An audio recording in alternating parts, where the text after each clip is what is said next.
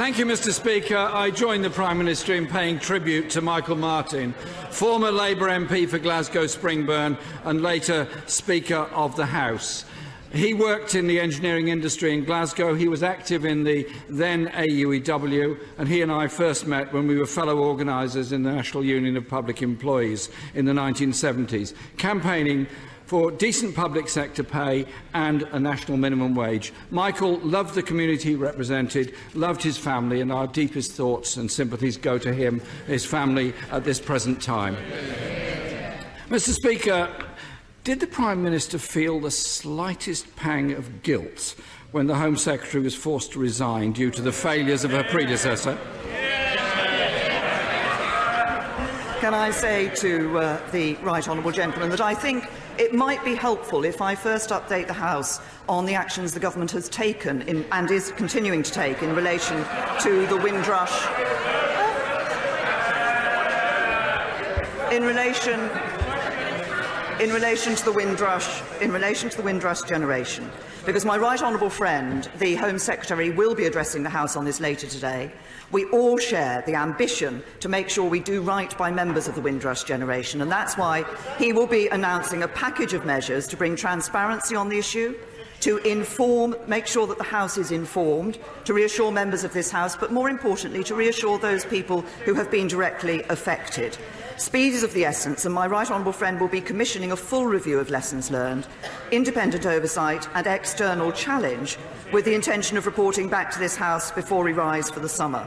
And the review will have full access to all relevant information in the Home Office, including policy papers and casework decisions. Jeremy Corbyn. Mr. Speaker, this was a crisis made in the Home Office by successive Home Secretaries. And only a week ago today, the member for Hastings and Rye, then Home Secretary, was denying there were any targets in front of the Home Affairs Select Committee. On Monday, the Prime Minister told the media, when I was Home Secretary, yes, there were targets. One wonders why the Prime Minister didn't tell her Home Secretary about that. And the pain that's been caused to the Windrush generation needs to be resolved very rapidly and full compensation paid as quickly as it can be possibly done, and an understanding of the hurt that they feel. But this isn't the only failure of this government or the only failure of its policies. The government used to talk about a long-term economic plan. But now, Mr. Speaker, we're the slowest growing economy in the G7. The Chancellor, sitting 2 places along from her, told the House his view was positively tiggerish of the British economy. Yet it has the worst economic growth figures for 5 years. What plans does the government have to change course to ensure we do get economic growth? First of all, can I say to the right honourable gentleman, on the Windrush generation, I was Home Secretary when some of these decisions were taken and mistakes were made about individual cases, and I've apologised for that. The former Home Secretary also apologised for that. The right honourable gentleman is right in saying these are decisions that have been taken under successive Home Secretaries, including under the last Labour government. And if he wants to talk about the economy, let's just see what we've seen in our economy in recent weeks. Day-to-day spending in surplus for the first time in 16 years. The lowest net borrowing in over a decade. Exports of goods and services at a record high. Employment at a record high, and real wages up. That's a Conservative government delivering an economy fit for the future. Mr. Speaker, 4 facts about the economy.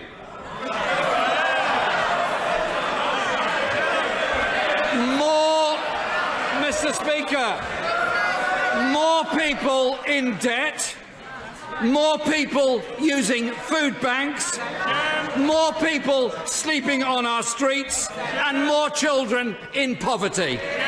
And the consequences of decisions made by the Chancellor of the Exchequer are that the NHS is suffering the longest funding squeeze in history. It sent our health service into an all-year-round crisis. Will the Prime Minister apologise to NHS patients waiting longer than ever for the worst A&E waiting times on record? Well, I gave the right honourable gentleman some facts about the economy. I can give him some others. More people in work and actually fewer children in absolute poverty under this government. And when it comes to the National Health Service, since November, my right honourable friend, the Chancellor of the Exchequer, has announced £10 billion extra for the National Health Service.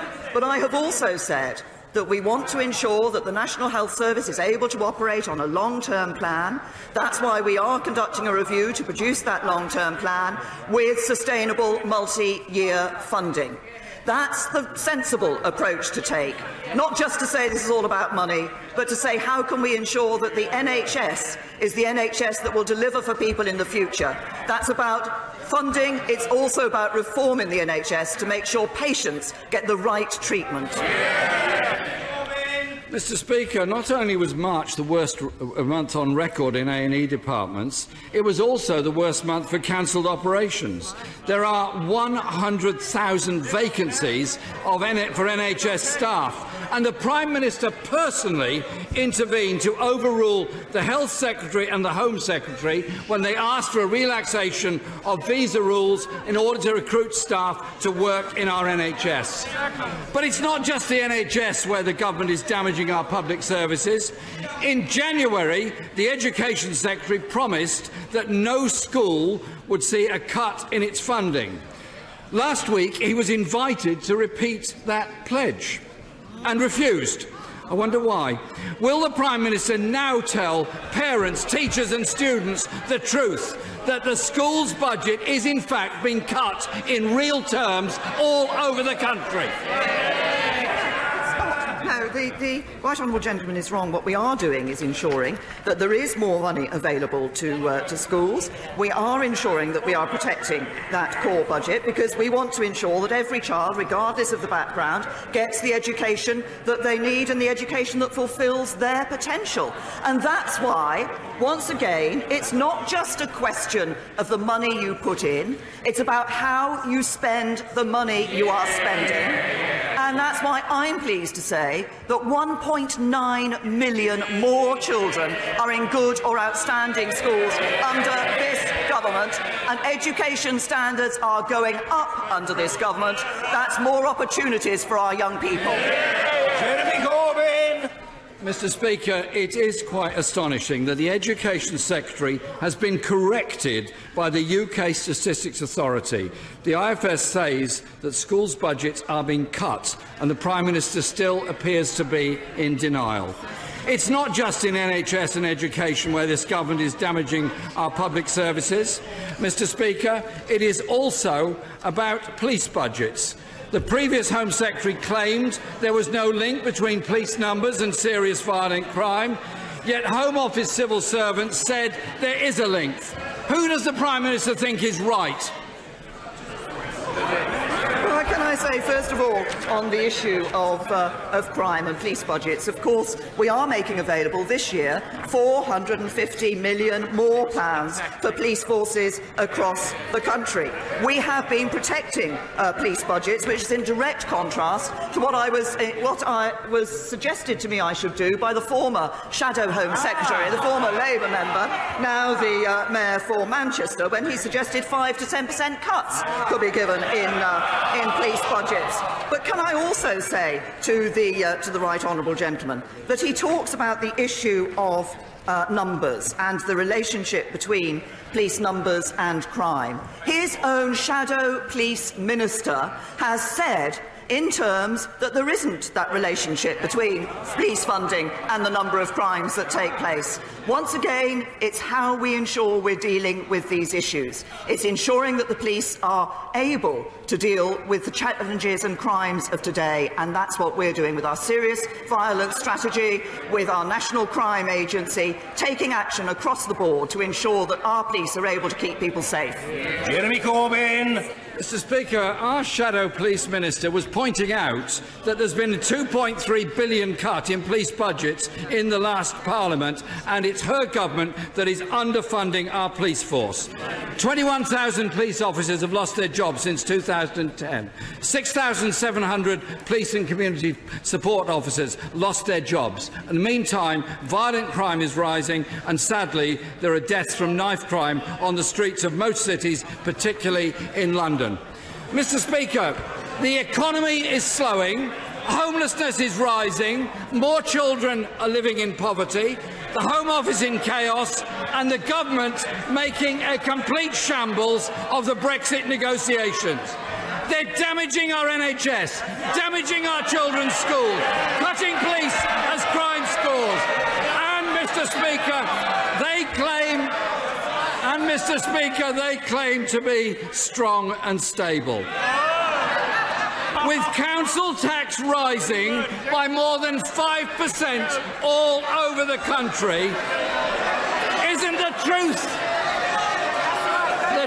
Mr. Speaker, facing voters tomorrow, is that with the Tories, you pay more and you get less.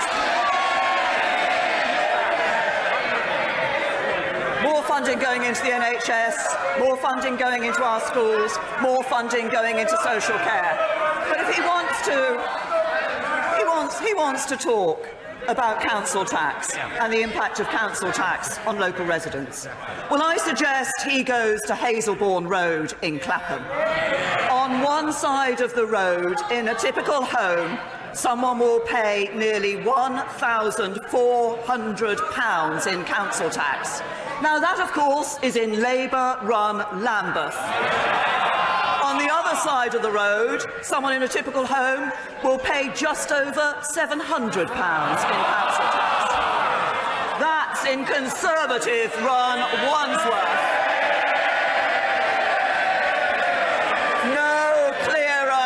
No clearer example can there be that Conservative councils cost you less.